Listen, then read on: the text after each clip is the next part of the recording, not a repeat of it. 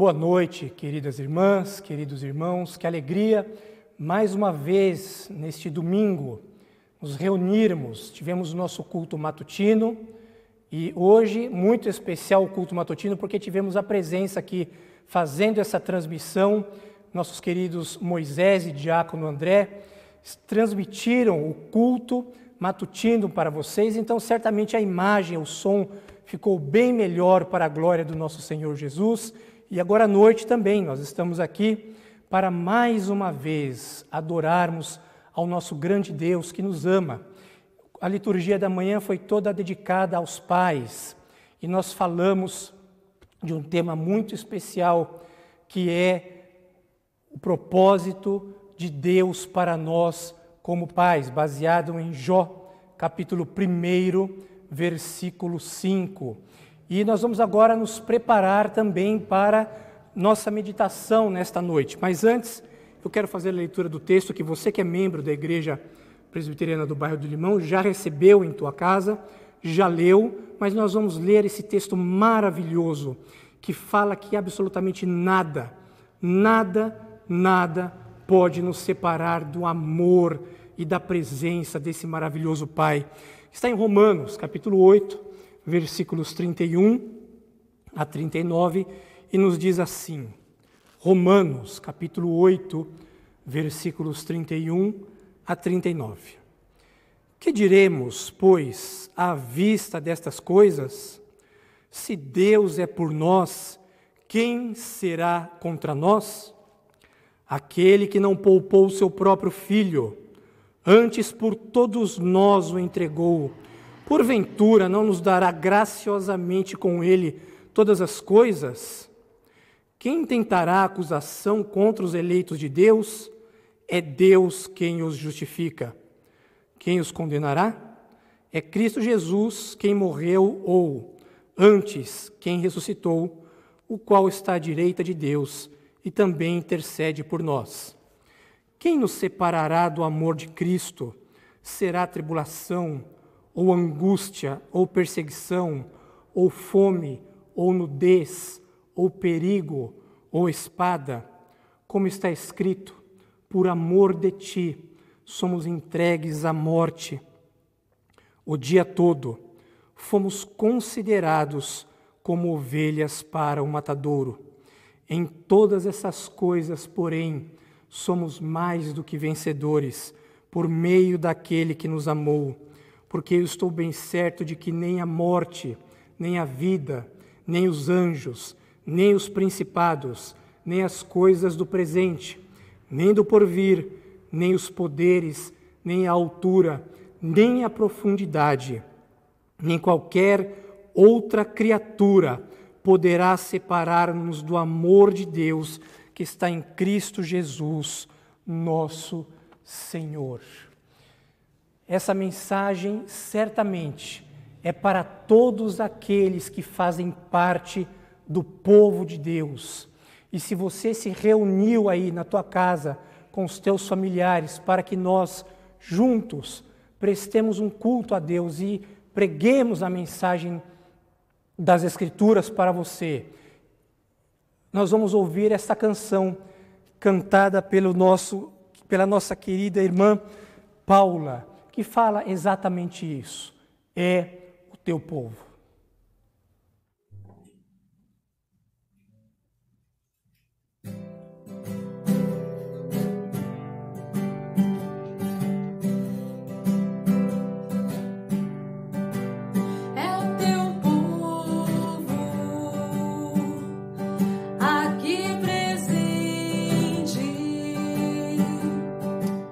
Todos numa só voz declarando que só tu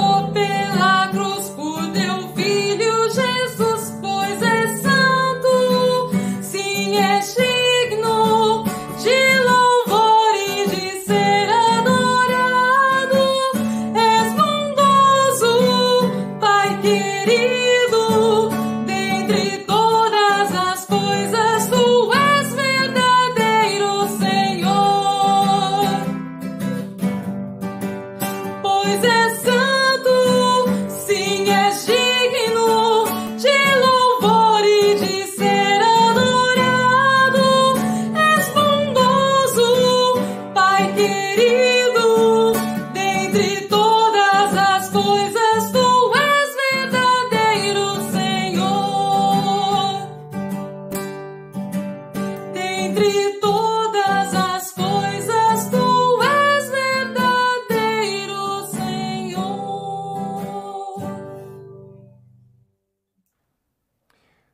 Louvado seja o nosso grande Deus pela tua vida, Paulinha querida.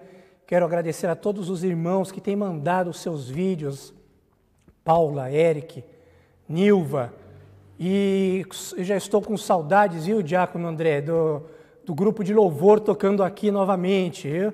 Então tá bom, já está dado o recado, louvado seja Deus.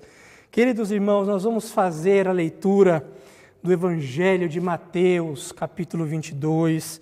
Nós estamos fazendo uma série de sermões evangelísticos. Na semana retrasada nós falamos sobre o Evangelho de João, capítulo 3. Na semana passada nós falamos sobre Lucas, capítulo 3. E hoje nós vamos expor o Evangelho de Mateus, no capítulo 22, versículos 1 a 14. Sendo assim, abra no Evangelho de Jesus Cristo, segundo Mateus, capítulo 22. Nós vamos fazer a leitura dos versículos 1 a 14. E logo em seguida faremos a exposição do texto para a nossa edificação. O Evangelho de Jesus Cristo, segundo Mateus, capítulo 22, versículos 1 a 14. Estou esperando você pegar a tua Bíblia, abrir a tua Bíblia para acompanhar a pregação da Palavra de Deus. Enquanto isso, eu já adianto que logo após a pregação nós ouviremos mais um cântico. Logo em seguida eu vou orar, impetrarei a bênção e darei alguns recados. Evangelho de Jesus Cristo, segundo Mateus, capítulo 22, versículos 1 a 14. Assim nos diz a santa palavra de Deus. De novo entrou Jesus a falar por parábolas, dizendo-lhes: o reino dos céus é semelhante a um rei que celebrou as bodas de seu filho. Então enviou os seus servos a chamar os convidados para as bodas, mas estes não quiseram vir.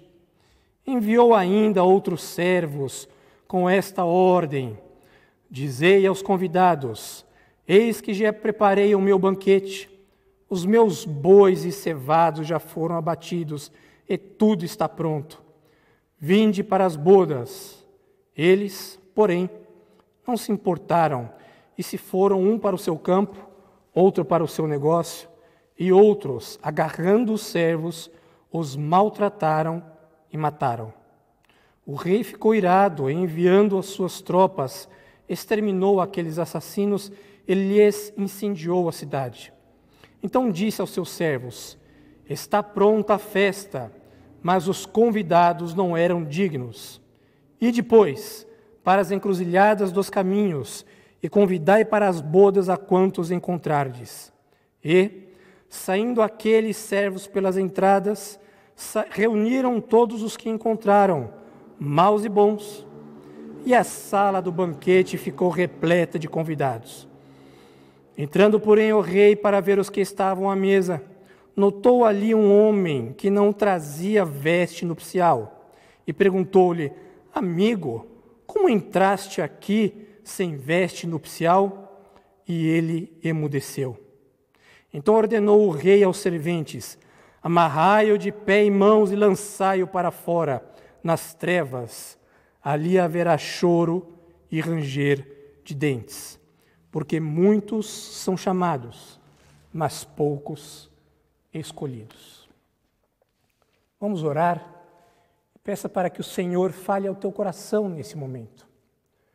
Peça para que o Deus que revelou o amor dele infinito por nós, enviando o seu Filho Jesus para morrer em nosso lugar, fale ao teu coração de uma forma especial. Senhor, nós nesse momento batemos no peito e dizemos: tem misericórdia de nós, pecadores, ó Deus. Se o Senhor olhar para as nossas justiças próprias, ó Deus, nós devemos nos envergonhar, porque nós não a temos. Não há justiça em nós mesmos. É por isso que nós não somos salvos pelas nossas obras. E isso nos dá um alívio, porque nós sabemos que fomos salvos pela maravilhosa redenção recebida de Cristo Jesus, o nosso Senhor. Aquele que desceu à terra sem pecado, se fez pecado por nós, para que nós hoje tivéssemos a certeza de nossa remissão de pecados. Mas quando Ele subiu aos céus, Ele não nos deixou órfãos, porque Ele disse que enviaria o Consolador. E uma vez que nós já fomos batizados com o Espírito Santo, aqueles que já receberam a Cristo como Salvador da sua vida, nós sabemos que o Espírito Santo habita em nós e Ele fala aos corações dos homens até hoje. E essa é a nossa oração, Senhor. Fale conosco, pela Tua misericórdia, porque nós não merecemos sequer ouvir a Tua voz. Mas o Senhor usa a homens pecadores, falhos, para falar e para instruir o Teu povo. E é isso que nós te pedimos nesta noite. Fala conosco, ó Deus. É o que nós rogamos em nome do Teu Filho amado Jesus e já te agradecemos. Amém.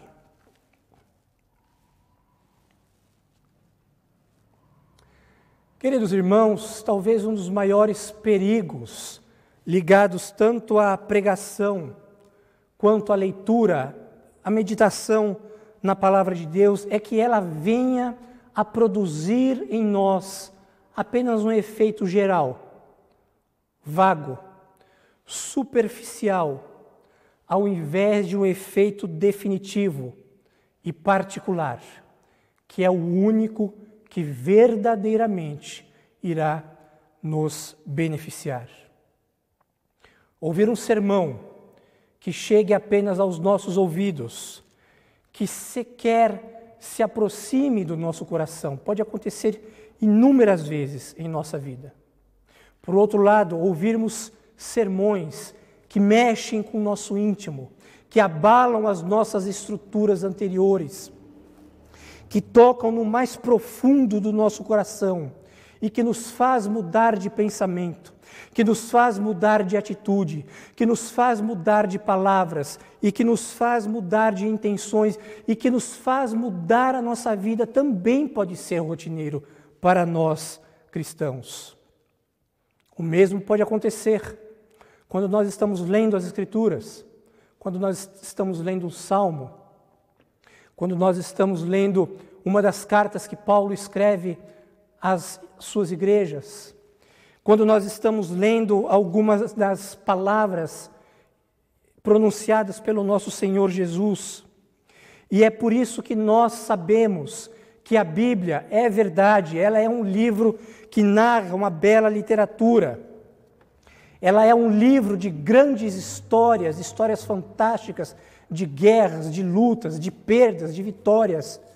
É um livro que narra poesias fantásticas, lindas poesias que você pode fazer igual uma vez eu fiz para minha amada esposa, que na época era minha noiva, declamar para ela, pegar o livro de Cânticos dos Cânticos e declamar para ela uma poesia, mas você seja honesto, tá? Você fale que foi Salomão que escreveu, não fale que foi você não.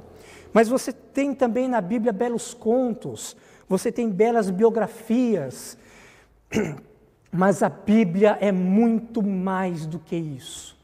A Bíblia vai muito além. A Bíblia Sagrada não foi deixada para nós com o intuito de produzir em nós apenas um efeito intelectual. Ela é a palavra de Deus ao homem. E é por isso que o objetivo dela não é apenas que nós sentíssemos vagamente, de uma forma um pouco distanciada, que Deus está falando conosco. Ou quem sabe que pode ser uma palavra boa ao nosso coração, mas que nós não saibamos exatamente o que está acontecendo aqui no texto. É por isso que não é suficiente nós termos uma sensação ou uma consciência vaga, não apenas da santidade, mas da magnificência do texto sagrado.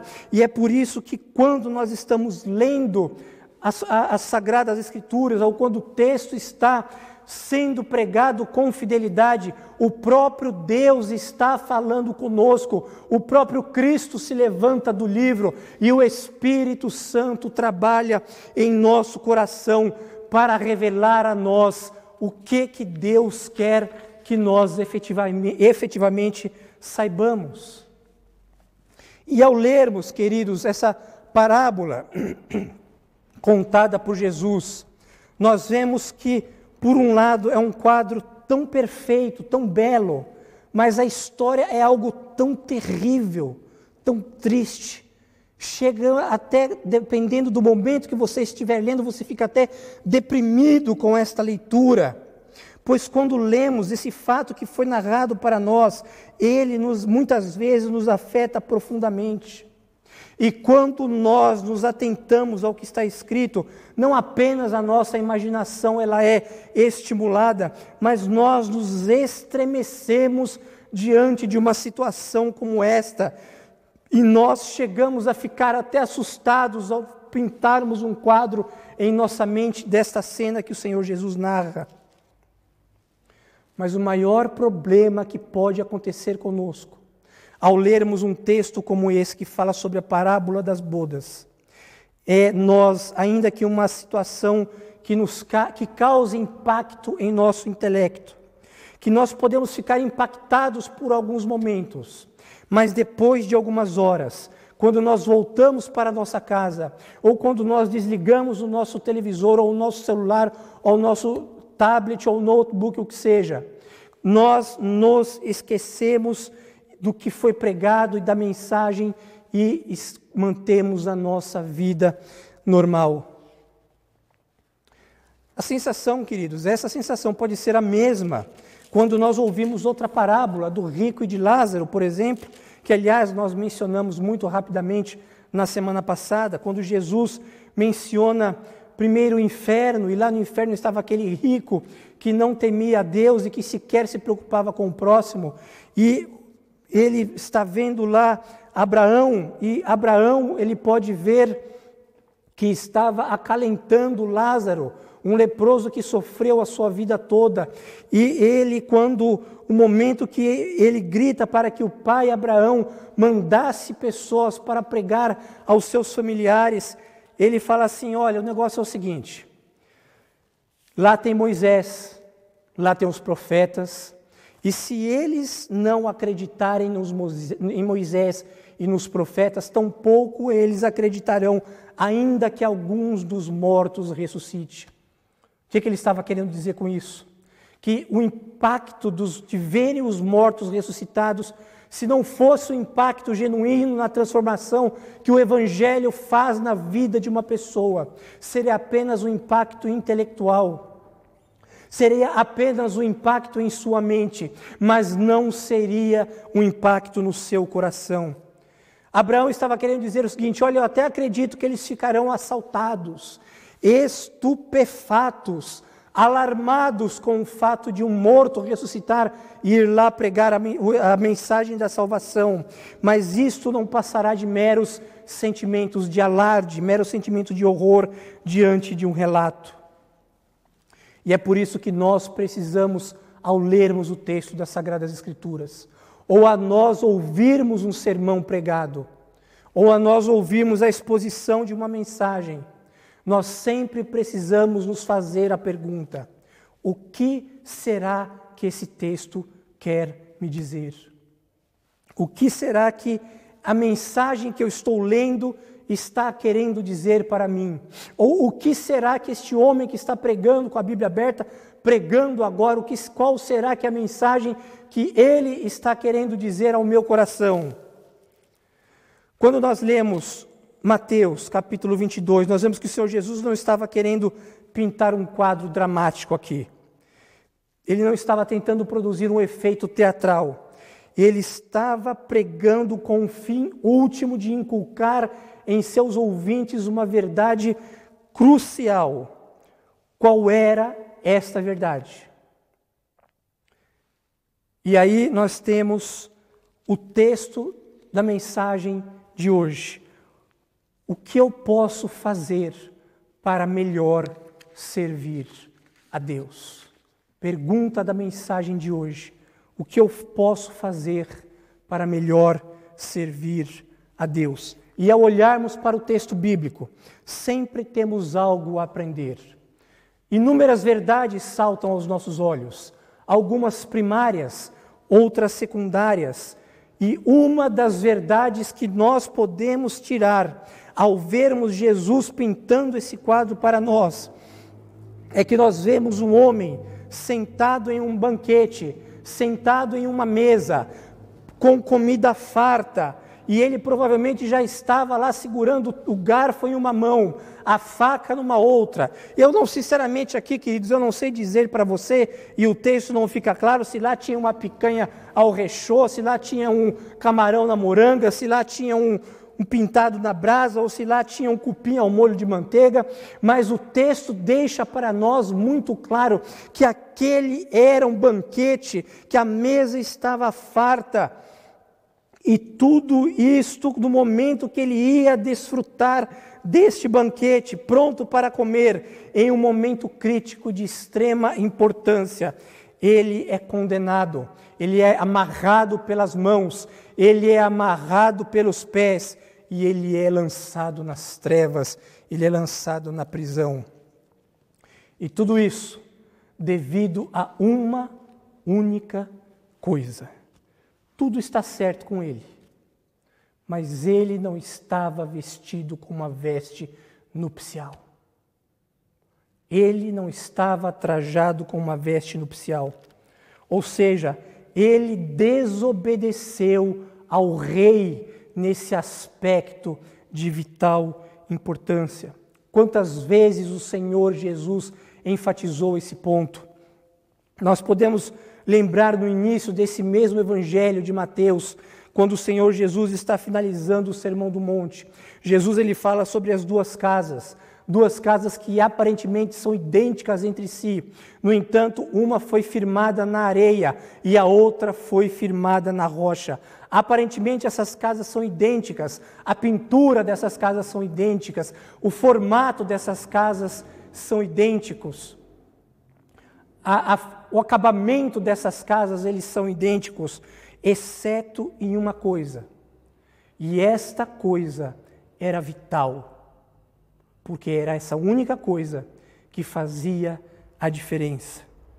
A similaridade entre todos os demais aspectos era inferior a esta única coisa, ao qual o Senhor Jesus, quando está finalizando o Sermão do Monte, ele diz que diferencia uma casa da outra. O Senhor Jesus diz o seguinte: todo aquele, pois, que ouve as minhas palavras e que as pratica, é comparado a um homem que construiu e que edificou a sua casa sobre a rocha. E caiu a chuva, e transbordaram os rios, e sopraram os ventos, e deram com ímpeto sobre aquela casa. Mas ela não caiu, porque ela foi edificada sobre a rocha. Todo aquele que ouve as minhas palavras e as pratica. Você se lembra do encontro de Jesus com o jovem rico? Nós também mencionamos desse encontro há 3 semanas atrás. Depois que o jovem disse para o Senhor Jesus tudo o que ele fazia, desde a sua mocidade, desde pequenininho, desde a parte que ele fazia parte lá da UCP, da Igreja Presbiteriana de Jerusalém.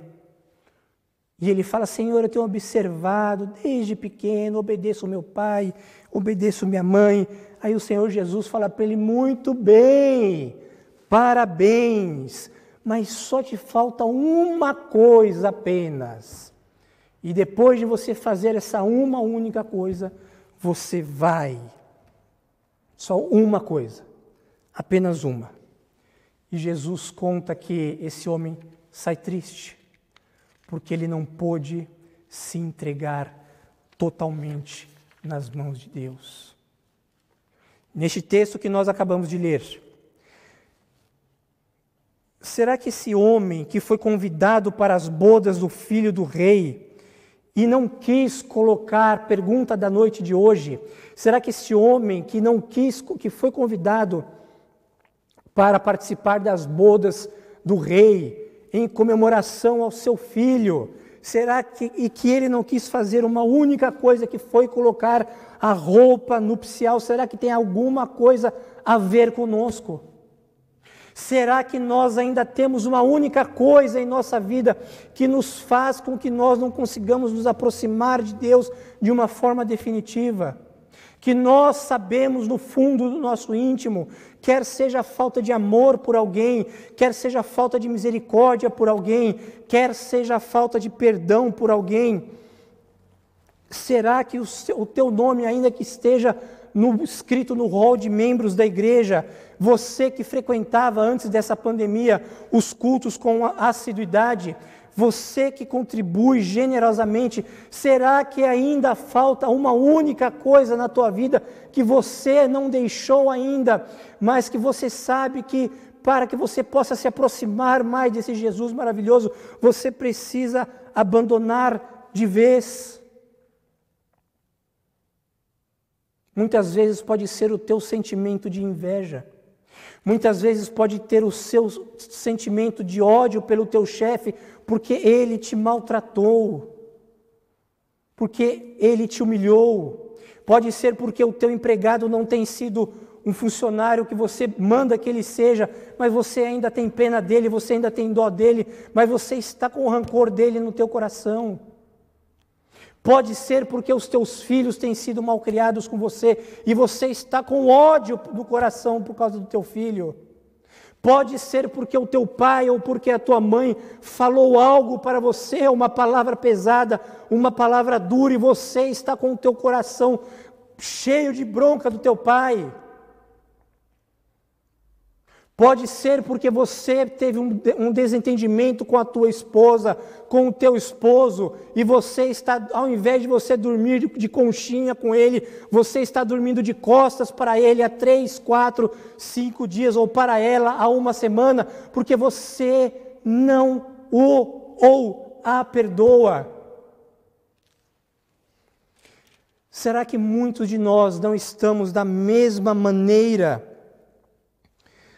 que estava esse homem que relata para nós o Evangelho de Mateus 22, e estamos vivendo aos nossos próprios termos e não de acordo com aquilo que Jesus ensinou?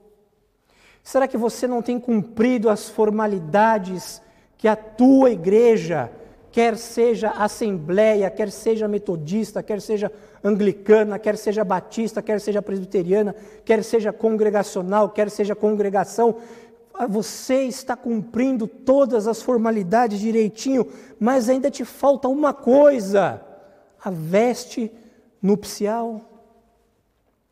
Tudo para você está ok, só te falta a veste nupcial.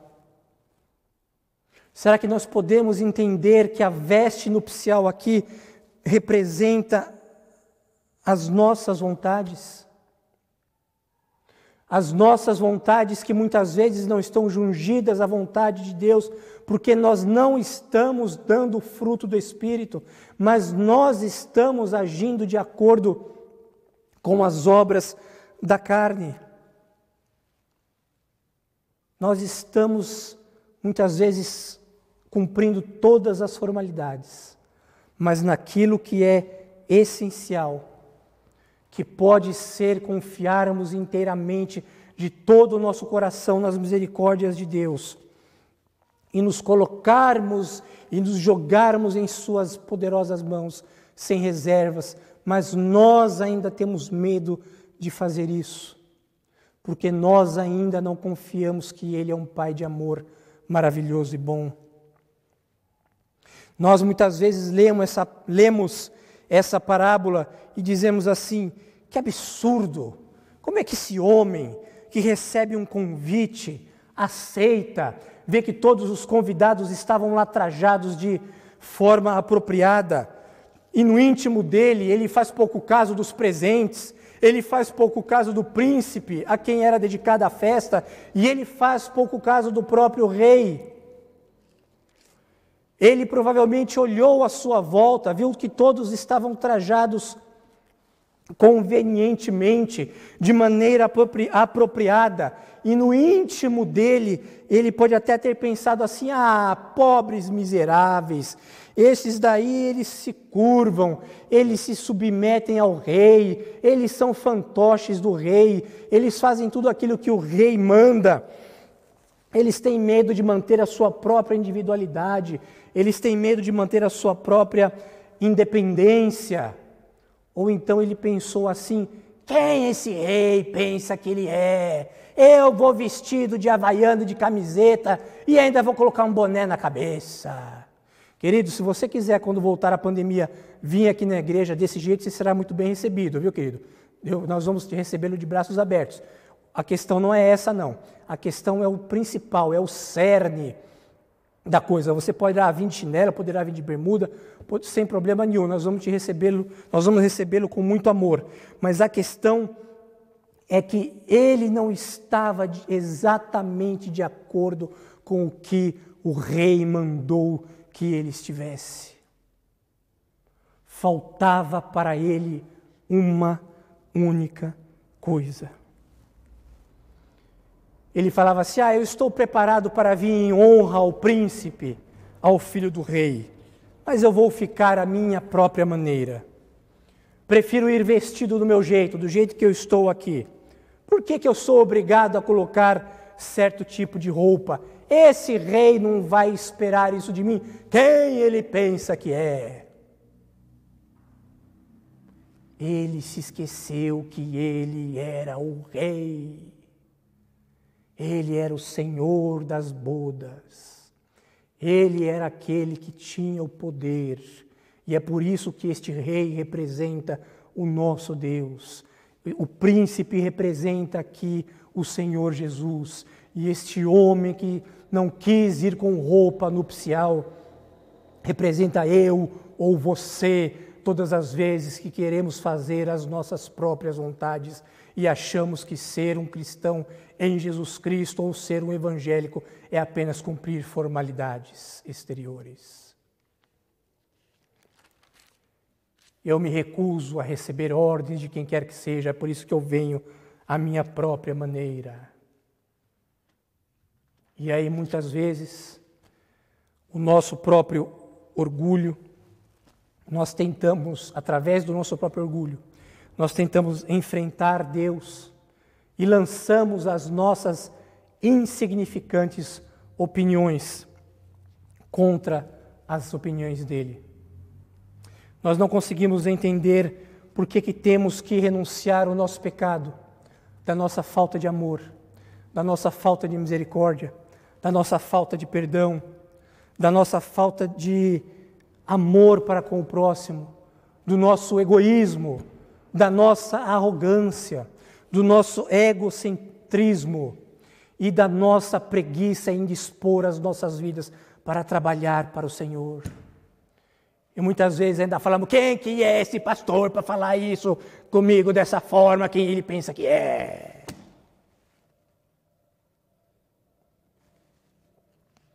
Em nossa autossuficiência, nós não nos entregamos a Deus completamente. Lembre-se que antes de você falar que Ele é o Salvador da tua vida, lembre-se que para isso Ele tem que ser o Senhor. Essa é a ordem. Cristo sendo o Salvador. Mas antes disso, Ele tem que ser o Senhor. Não se esqueça, meu irmão, que você é o barro. Você não pode argumentar com o oleiro. Não se esqueça, minha irmã, que você é a criatura. Você não pode debater com o teu Criador. A questão aqui não é especificamente a veste. A veste nupcial não significa muito. Jesus usou aqui para dar um exemplo para nós, e é por isso que chama-se parábola. A questão aqui é que o seu uso, o uso da veste era o desejo do rei, e este desejo deveria ser respeitado. E muitas vezes nós não respeitamos questões consideráveis que Deus coloca para nós, que são questões sem tamanho, como todas essas que eu acabei de mencionar para você. Mas sabe qual que é o problema? Nós continuamos discutindo com o rei. Nós fazemos pouco caso das ordens que o rei manda para nós, questionando a autoridade do rei e jogando nossas ideias, jogando nossas opiniões, jogando aquilo que nós, no nosso alto e sublime trono, achamos que devemos dar, inclusive até muitas vezes ordens para Deus.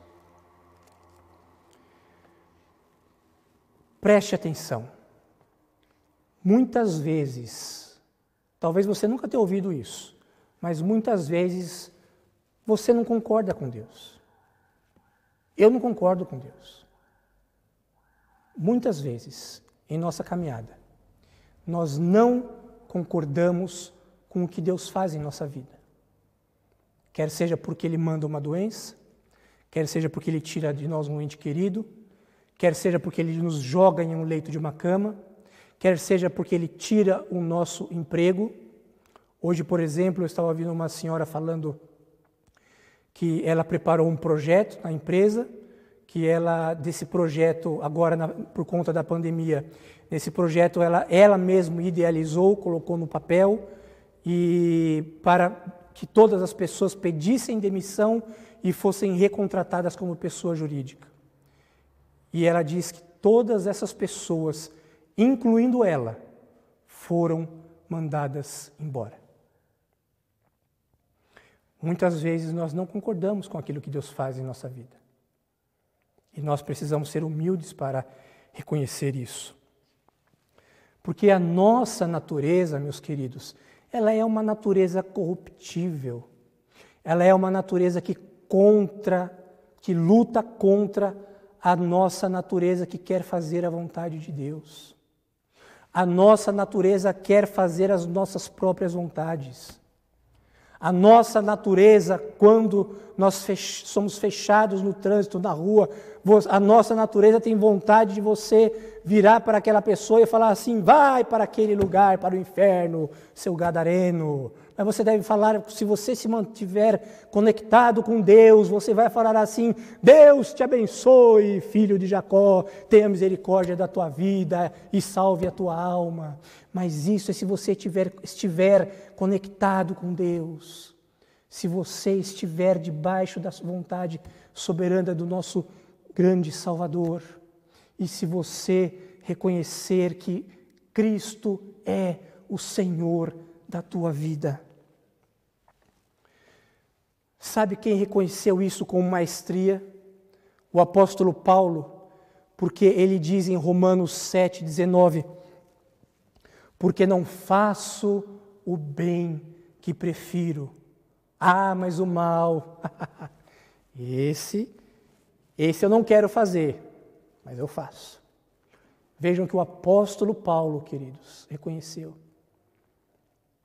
E ele foi um homem que disse: para mim o viver é Cristo. E você? E eu?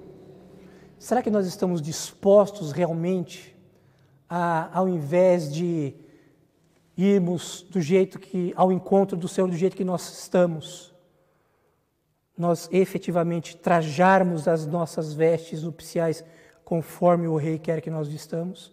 Que você já entendeu o que significa veste nupcial nessa parábola que nós lemos? Queridos, o nosso Deus, Ele é perfeito, Ele é puro, Ele é bom. Ele nos criou e Ele nos ama. E Ele quer o melhor para mim e Ele quer o melhor para você.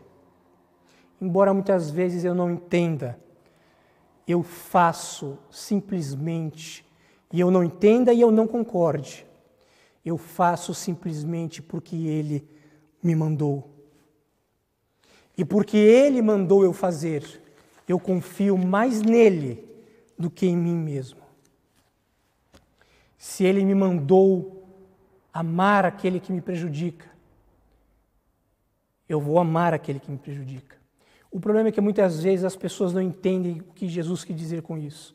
Amar aquele que te prejudica não é você beijar, abraçar, agarrar. Não é isso. É você não desejar o mal para ele.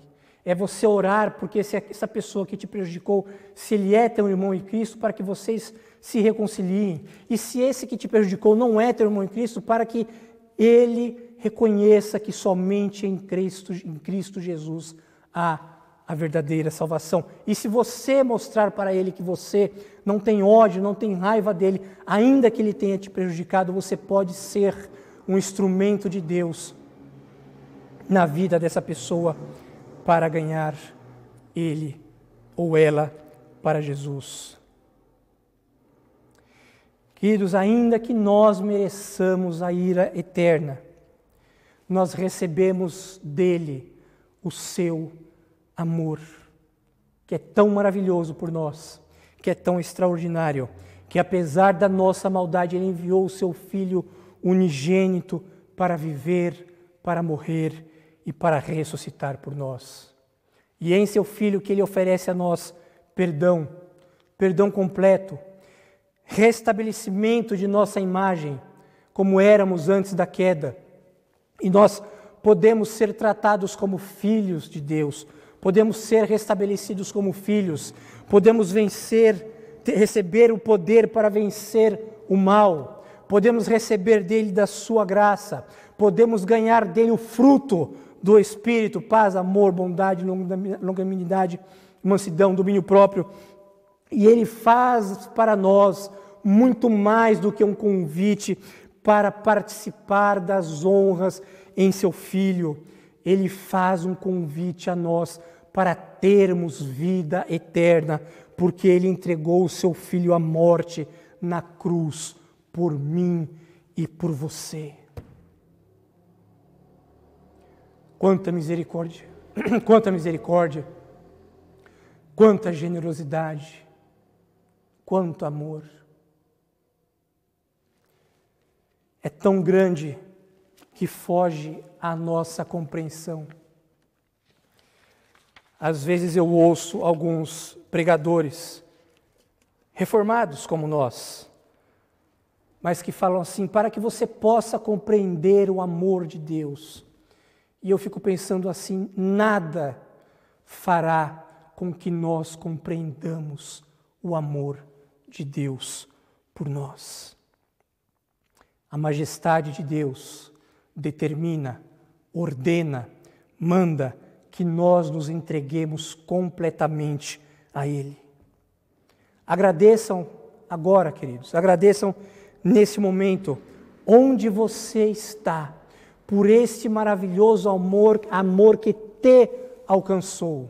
Mas se você que me ouve ainda não teve a oportunidade de entregar a tua vida a Jesus, você tem a oportunidade de reconhecer aí mesmo onde você está e de falar, Senhor, eu reconheço que o Senhor Jesus é o único quem há salvação.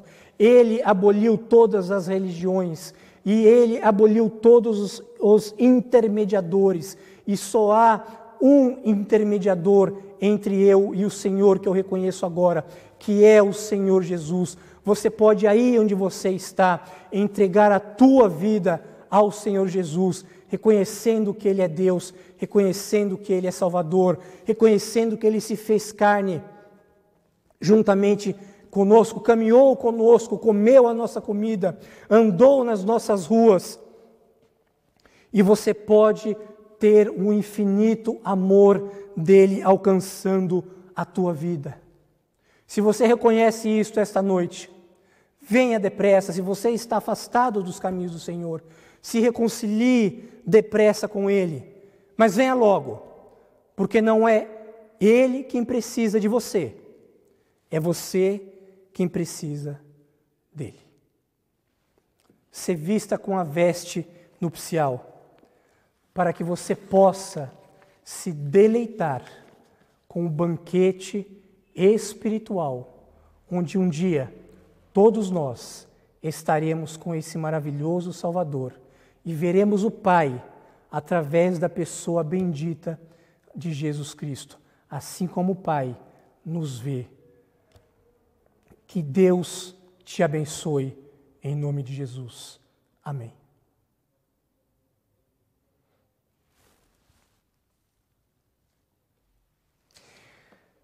Queridos, nós só temos a oportunidade de sentir a presença de Deus, porque nós temos a certeza, e essa é uma certeza fundamental de você que é cristão.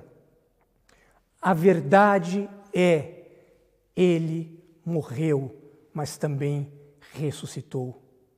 E o texto diz que 500 pessoas foram testemunhas desta ressurreição. E é impossível que 500 pessoas sustentem uma mentira desse tamanho por tantos anos, ano após ano, há 2000 anos. Esse é o fundamento da nossa fé. E nós vamos ouvir agora, mais uma vez, com a nossa querida Paulinha, essa maravilhosa canção, Porque Ele Vive. Logo em seguida eu volto, farei mais uma oração, impetrarei a bênção e darei alguns recados.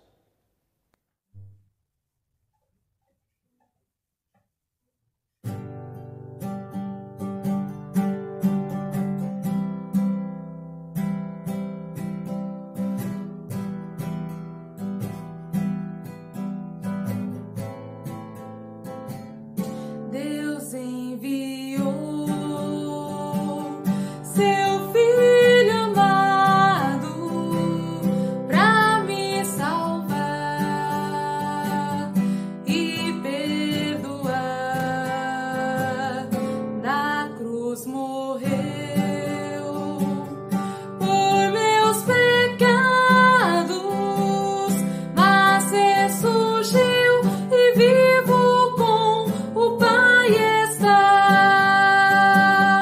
porque Ele vive, posso crer no amanhã, porque Ele vive, temor não há, mas eu bem sei que a minha vida está nas mãos do meu Jesus, que vivo está. E quando enfim chegar a hora em que a morte enfrentarei, sem medo então terei vitória, verei na glória o meu Jesus, que vivo está, porque Ele vive, posso crer no amanhã, porque Ele vive, temor não há, mas eu bem sei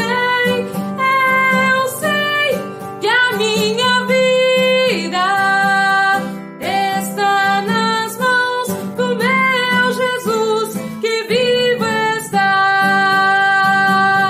porque Ele vive, posso crer no amanhã, porque Ele vive, temor não há, mas eu bem sei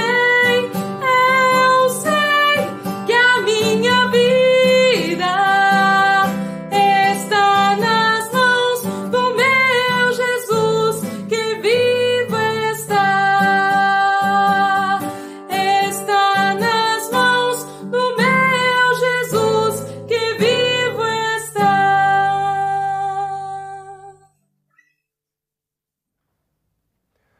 Louvado seja o nosso grande Jesus. Você tem esperança. Você não está lançado à tua própria sorte. Você não está lançado à obra do acaso. Você não está aguardando que os cientistas ou os médicos deem a palavra final. Mas Ele vive e a tua esperança é em Jesus. Confie nele, meu irmão. Creia nele, minha irmã. Entregue-se totalmente a Ele para que você possa ter a tua vida totalmente mudada. Vamos orar. Senhor, nós encerramos esse culto tendo certeza de uma coisa: o Senhor esteve em nosso meio e o Senhor nos abençoou de uma forma especial. Senhor, nós damos todo louvor e toda glória ao Teu santo nome. Nada do que nós fizemos aqui, Senhor, é para nós mesmos. Os Teus filhos que nos auxiliaram, ó Deus, na transmissão desses cultos, tanto o culto matutino quanto o culto vespertino, fazem também para que Cristo seja exaltado, porque fazem isso voluntariamente, ó Deus. Nós te pedimos que o Senhor abençoe a vida deles, das suas famílias, das pessoas, em especial hoje, que é o Dia dos Pais. Que o Senhor abençoe também, ó Deus, cada pai que está me assistindo nesse momento, cada pai que ouviu a Tua pregação. Abençoe cada filho Teu, cada filha Tua, que assistiu a esta pregação nesta noite, ó Deus. Que o Senhor possa guardá-los, abençoá-los e livrá-los de todo mal. Senhor, se existe alguém triste, que a Tua graça possa inundar, a Tua alegria possa inundar. Se existe alguém com medo, que o Senhor possa fortalecer, que o Senhor o fortaleça. Se existe alguém, Senhor, desapontado com alguma outra pessoa, que o Senhor se apresente como aquele que não desaponta ninguém. Porque nós confiamos no Teu infinito amor, confiamos na Tua graça, confiamos na Tua paz e confiamos que o Senhor é um Pai de misericórdia e que o Senhor tem um amor que é o grande amor de Deus. Que a graça também, que é infinita, desse nosso maravilhoso Salvador Jesus, do nosso amigo, do nosso melhor amigo, e que a comunhão do Seu Espírito, do Espírito Santo que habita em você, você que já foi batizado e foi selado, não se esqueça, Ele está dentro de você, independente da tua situação. Que o grande amor de Deus, a graça e o amor infinito de nosso soberano Salvador Jesus e a doce comunhão e consolação do Seu Espírito Santo seja com vós, seja com todo o povo de Deus espalhado sobre a face da terra, não somente hoje, mas para todo sempre. Amém.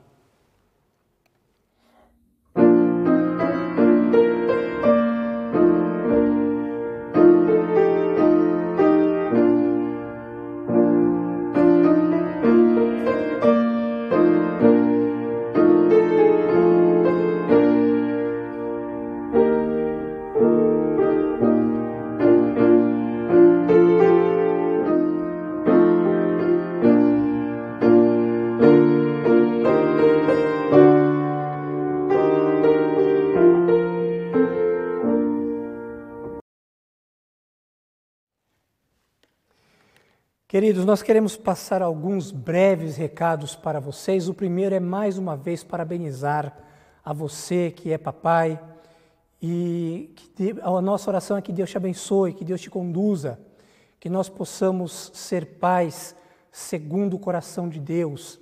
E se você, assim como eu, no dia de hoje sofreu um pouco porque não tem mais o teu pai contigo, saiba que se o teu pai entregou a sua vida a Jesus, você encontrará com Ele e você viverá não apenas com Cristo, mas com Ele também eternamente.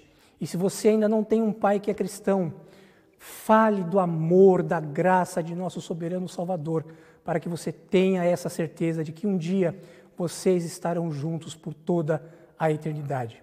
Queridos, hoje nós, para a honra e glória de nosso Senhor Jesus, tivemos o nosso culto matutino, finalizamos também o nosso culto vespertino. E queremos dizer que nós temos agora 2 reuniões de oração por semana, todas as quartas-feiras. Quarta-feira agora, todas as quartas-feiras nós temos a nossa reunião de oração, que era reunião de oração da UPH. Conversamos com o nosso presidente, o presidente da UPH, Reinaldo, pedimos a autorização dele, ele concordou, então agora nós vamos mudar o nome, Reunião de Oração da UPH e SAF. Por que, reverendo, vocês fizeram essa mudança?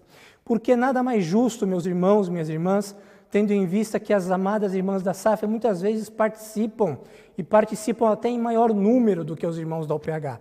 Então você, querido, que é da UPH, lembre-se, nós nos reunimos para orar. Se você ama a Deus, você deve se reunir conosco para orar. São apenas 30 minutos, todas as quartas-feiras. Nós vamos a partir da quarta-feira passada, nós iniciamos, estamos fazendo a transmissão pelo Zoom, e é uma reunião muito rápida, de menos de 40 minutos, das 20 às 20h10, nós damos os ois, as boas-vindas, e das 20h10 às 20h35 nós temos uma brevíssima palavra, temos um momento de oração, e às 20h35 até às 20h40 nós encerramos. E temos também a oficina da palavra e da oração às sextas-feiras. Isso já desde o início da pandemia, nós estamos tendo a nossa oficina da palavra e da oração toda sexta-feira, só que é diferente. Nas reuniões da oficina da palavra, nós fazemos a transmissão pelo Facebook. Pelo Facebook, nós transmitimos, e você pode mandar lá também o seu recado, mandar o seu pedido de oração, e compartilhe também com as outras pessoas para que elas possam participar desses momentos. E todo domingo nós temos o nosso culto, eu mando para você, que é membro da Igreja Presbiteriana do Bairro do Limão, eu mando para você a liturgia, você juntamente com a tua família, você presta o culto a Deus na tua casa, juntamente com a tua família, e logo em seguida, às 19h30, nós entramos com a pregação da palavra de Deus para aquecer o teu coração. E todos os domingos, como hoje, por exemplo, segundos e quartos domingos, nós temos o nosso culto matutino também. Ore para que Deus dê graça para o vosso pastor, para que continue à frente dos trabalhos da IPBL, juntamente com o apoio dos nossos irmãos presbíteros, conduzindo o povo de Deus. E por falar, queridos irmãos, dos nossos irmãos presbíteros, nós, na data de quinta-feira, tivemos uma reunião.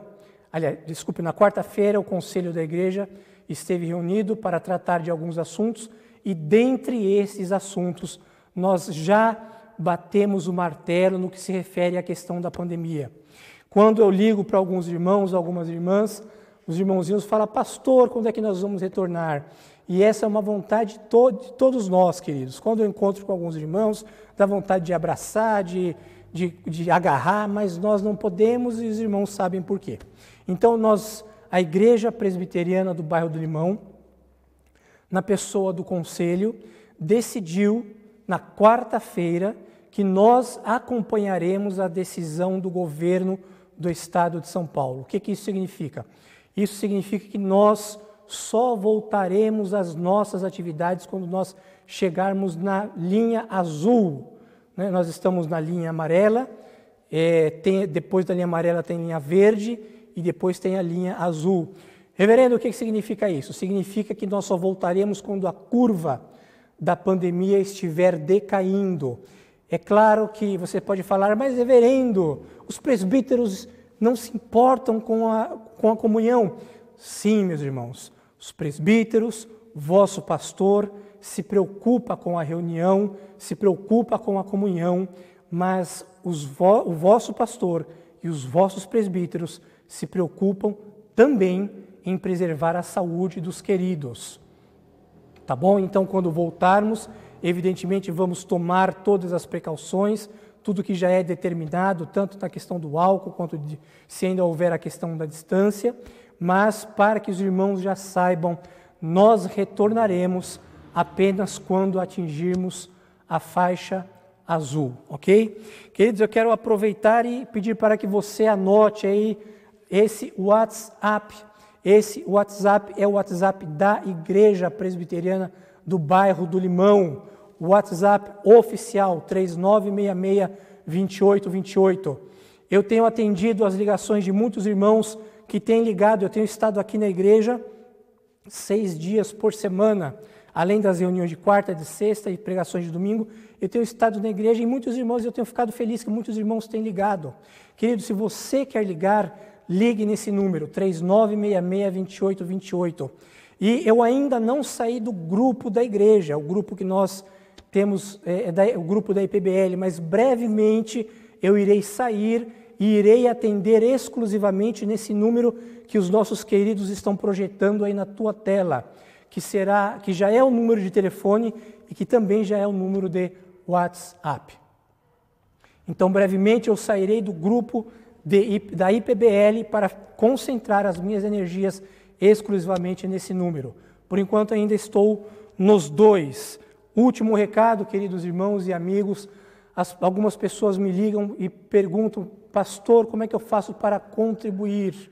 A contribuição, queridos, é um compromisso de membros de nossa igreja, mas para a honra e glória do nosso Senhor Jesus, nós estamos cumprindo de uma forma que nós jamais imaginaríamos, de sermos uma igreja evangelizadora, que é o tema para a igreja desse ano, para a Igreja Presbiteriana do Bairro do Limão.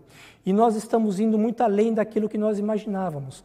Nós queremos ser uma igreja evangelizadora, atingindo aos irmãos aqui na igreja local e, quem sabe, atingindo alguém também através dessa transmissão.